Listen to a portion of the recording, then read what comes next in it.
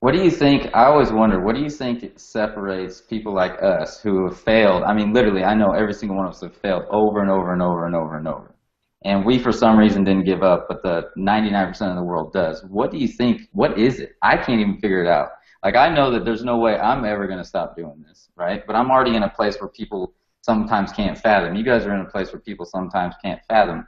But they don't realize the literal shit and struggles that we went through to get here. You know what I'm saying? Like, what do you think separates the people who become that 1%? Like, in your opinion? Jonathan, I almost quit. And when I say almost quit, in my mind, that meant I thought about it. Okay? Which, you know, was a long way from actually quitting, but at least it was, he was a phone call. I called Jonathan. And I said, have you ever thought, and here's why. I was getting, you know, I had this pending potential lawsuit for some trademark stuff, and it was just kind of goofy, and it was off base, and I was like, oh, geez, I don't hire this lawyer to fight this stupid battle, and I don't care. Have you ever thought of quitting, getting out? And Jonathan's like, are you crazy? Like, what are you going to do? Go get a job? And I was like, oh, you're right. And I never once again thought about it.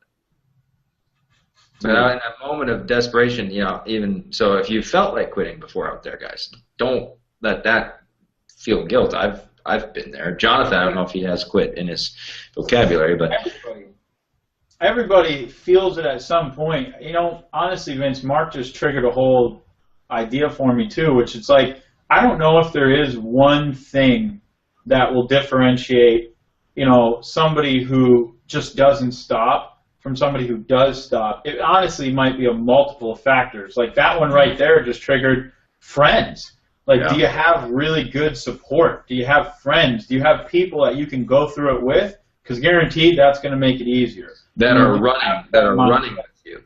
They're running. Running a couple of mindset. There's a million factors, right? It's really like, it's a pretty robust thing that I guess you can sum up into just like, who are you being? You know, who are you being?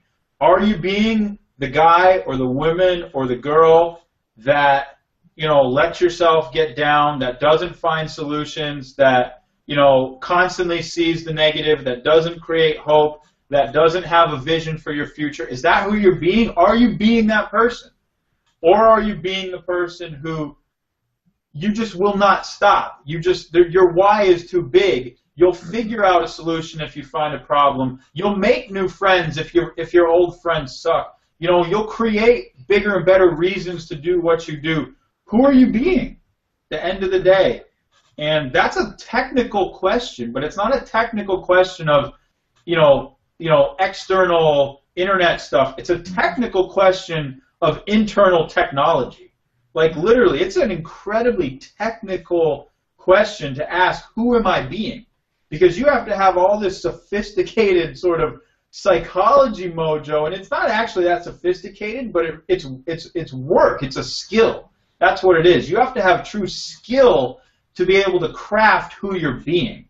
But at the end of the day, that's the only thing I've almost ever really seen that produces results. It's, you know, the way that we are really predicates the results that we produce in the world. It's powerful, brother. Mark, I was thinking of something as he was saying that, but I forgot what it was.